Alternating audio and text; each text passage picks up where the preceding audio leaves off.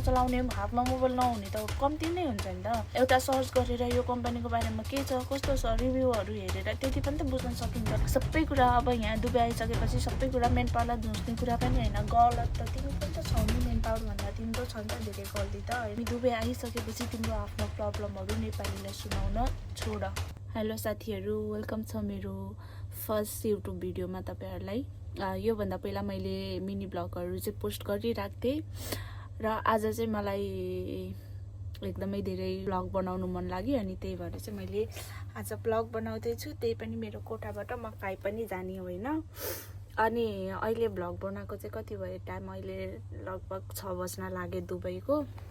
So म चाहिँ नेपालदेखि हो, तर recently I'm living in Dubai अनि I'm as a full time employee पनि हो दुबईमा। सो तपाईँहरूले चाहिँ दुबईदेखि हो कि नेपालदेखि कहाँदेखि हेर्दै हुनुहुन्छ, यदि तपाईँहरू चाहिँ दुबई आउने प्लानमा केहीमा हुनुहुन्छ भने यो भिडियो हेर्न सक्नुहुन्छ। दुबईमा कस्तो हुन्छ भनेर चाहिँ म केही इन्फर्मेसन दिन जाँदैछु। सो ढिला नगरिकन हामी हाम्रो पोइन्टमा पुग्छौँ होइन। अनि दुबईमा चाहिँ के कस्तो हुन्छ, मान्छेहरूले के कस्तो काम गरिरहेको छ, नेपालीको लागि दुबई चाहिँ कस्तो छ, नेपालीले हेर्ने नजर कस्तो छ, कतिको सपोर्टिभ हुन्छ भन्ने कुरामा चाहिँ म आज कुरा गर्न गइरहेको छु। सो यो भिडियोलाई चाहिँ स्किप नगरिकन पुरा हेर्नु सक्नुहुनेछ तपाईँहरूले चाहिँ। अनि मेन कुरा के भन्दाखेरि यदि कोही तपाईँहरू नेपालदेखि चाहिँ दुबई आउनको लागि इच्छा छ भने चाहिँ यो कुराहरू चाहिँ तपाईँले चेक गर्नै पर्ने हुन्छ होइन। अब कति धेरै के 100%मा चाहिँ 80% मान्छेहरू चाहिँ नेपालको मेन पावरदेखि आइराख्नु भएको हुन्छ। अनि मेन पावरदेखि आउँदा पनि ठिकै छ, राम्रै हुन्छ होइन, एकदम राम्रो मेन पावर छानेर आउनुपर्ने हुन्छ। अनि आजभोलि चाहिँ अब कस्तो धेरै देखेको छु भन्दाखेरि मैले लाइक अब 12 पास नगरेको मान्छेहरू त कम्तीमै हुन्छ क्या आजभोलि चाहिँ। अब सानो भाइ बहिनीहरू आएको हुन्छ नि त दुबईमा, अनि उनीहरूले चाहिँ अब 12 क्लियर गरेर त बसेको हुन्छ। अनि उनीहरूले चाहिँ अब यहाँ अब मैले काम गर्ने ठाउँमा पनि स्टेवार्डिङमा होइन, म चाहिँ किचनमा काम गर्छु एज अ सेफ होइन। अनि मसँगै काम गर्ने भाइहरू, मेरो किचनमा काम गर्ने भाइहरू स्टेवार्डिङमा हुन्छ होइन, आउटसोर्सबाट आउने भाइहरू होइन। अनि उनीहरूले भन्छ कम्पनीले गर्दा हो भनेर कम्पनीलाई दोष दिन्छ कि। अनि लाइक अब उनीहरूले अब तिमीहरूले अब मोबाइल चलाउन जानेका हुन्छौ होइन, तिमीहरूलाई यदि केही थाहा छैन भने पनि अब मोबाइलमा अब इङ्ग्लिस लेख्न आउँदैन भने नेपालीमै भनेर ट्रान्सलेट गरेर गर्न त आइहाल्छ नि होइन।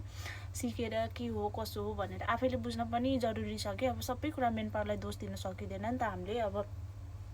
अब आइहाल्यौँ अब अनि फेरि कस्तो हुन्छ भन्दाखेरि हामी नेपालीहरूको बानी के। अब म यहाँ आइकन नि मैले के थाहा पाएँ भन्दा नेपालीहरूको बानी यहाँबाट यति 2 वर्षको भिजा सकाएर जाऊँ न, त्यसपछि मैले जानेको छु भनेर भन्छ कि। लाइक अब तिमीहरू 2 वर्षको लागि आइसक्यौ होइन, नआउनु आइसक्यौ, अब गरिसक्यौ, कस्तो यङ मान्छेहरू हुन्छ होइन। अनि उनीहरू त्यस्तो यङ मान्छेहरू चाहिँ अलिकति एक्सप्लोर गर्नुपर्छ कि। अब कहाँनिर के छ, म आइ त सकेँ होइन, अब कता के गर्न सकिन्छ भनेर। लाइक अब एभ्री टाइम त मेन पावरलाई दोष दिनै पर्दैन होइन। अब तिमीहरू त्यस्तै राम्रो ठाउँमा आउने हो भने त पहिला सुरुमा चाहिँ के भन्छ अरे मेन पावरले कुन ठाउँमा के गर्दैछ भनेर आफ्नो अब यो ठाउँमा हो भिजा लाउने भनेर अब इन्टरभ्यूहरू दिन बोलाउँछ होला। इन्टरभ्यूहरू दिन बोलाएको बेलामा कुन कम्पनीमा हो, मैले कुन कम्पनीमा इन्टरभ्यू दिँदैछु, कम्पनीको नाम के हो अब थाहा हुन्छ नि त। अनि त्यो आजभोलि टिकटक नचलाउने हातमा मोबाइल नहुने त कम्ती नै हुन्छ नि त। एउटा सर्च गरेर यो कम्पनीको बारेमा के छ कस्तो छ रिभ्यूहरू हेरेर त्यति पनि त बुझ्न सकिन्छ नि। इट्स ओके, तिमीले त्यति पनि गर्न सकेनौ, तिमी दुबई आइसक्यौ। अनि एटलिस्ट तिमी दुबई आइसकेपछि चाहिँ अब तिमीले त्यो कम्पनीलाई मेन पावरलाई दोष दिन छोडिदेऊ के। अब तिमी एक्सप्लोर गर न दुबई, तिमी इन्टरनेसनल आइसक्यौ होइन, दुबई एक्सप्लोर गर कहाँ छ कतानिर मैले राम्रो काम गर्न सक्छु होइन, त्यो गर्नु जरुरी छ कि। अनि मैले यो भन्नुको मेन रिजन चाहिँ के भन्दाखेरि चाहिँ अब कतिजना नेपालबाट आइरहेको हुन्छ नि त अहिलेको टाइममा पनि। अनि अहिलेको टाइममा नि फेरि हाम्रो भाइ बहिनीहरू कति यङ एजको भाइ बहिनीहरू आइरहेको हुन्छ होइन। अनि उनीहरूले चाहिँ अब आउनुभन्दा अगाडि चाहिँ यो भिडियो चाहिँ तिनीहरूसँग पुग्यो भने चाहिँ होइन राम्रोसँग हेरेर यो गर्नुपर्ने रहेछ भनेर थाहा पाओस् भनेर मात्रै भनेको हो होइन। अब सबै कुरा अब यहाँ दुबई आइसकेपछि सबै कुरा मेन पावरलाई धुस्ने कुरा पनि होइन। गलत त तिमी पनि त छौ नि, मेन पावर भन्दा तिम्रो छ नि त धेरै गल्ती त होइन। मेन पावरले त पैसा पायो, उसले गर्यो, के मतलब होइन। त्यहाँ त मतलब त अब तिम्रो छ नि होइन। त्यही भएर चाहिँ त्यो गर्नु, तिमीले दुबईमा भिजा लाएर दुबई आइपुग्नुभन्दा अगाडि चाहिँ गर्नुपर्ने कुराहरू चाहिँ त्यही हो। अब कुन कम्पनीमा मैले इन्टरभ्यू दिँदैछु, कम्पनी कस्तो छ, के छ, मेन पावरलाई सोधिसकेपछि पनि कम्पनीको नाम थाहा हुन्छ।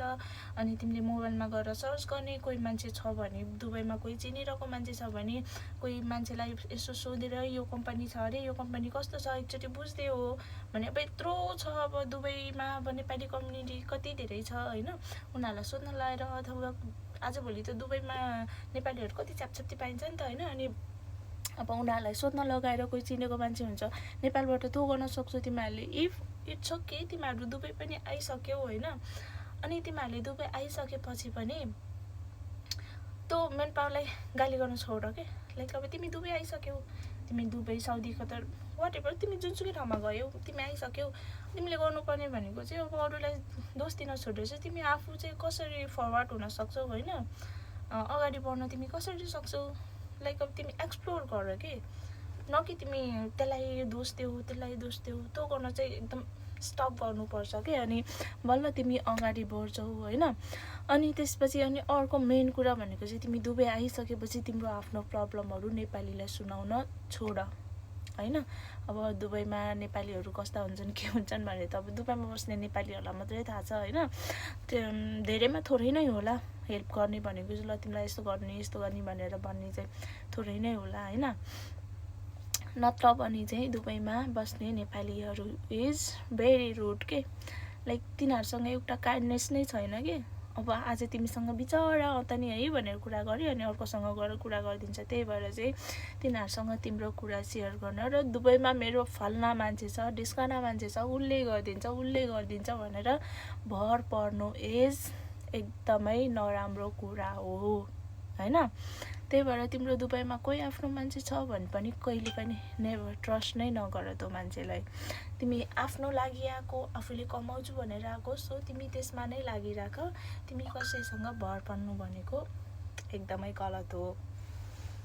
मेरो इन्फर्मेसन चाहिँ अझै पनि छ, अरू भिडियोमा पनि आउँछ। सो आजको लागि चाहिँ यति नै हो।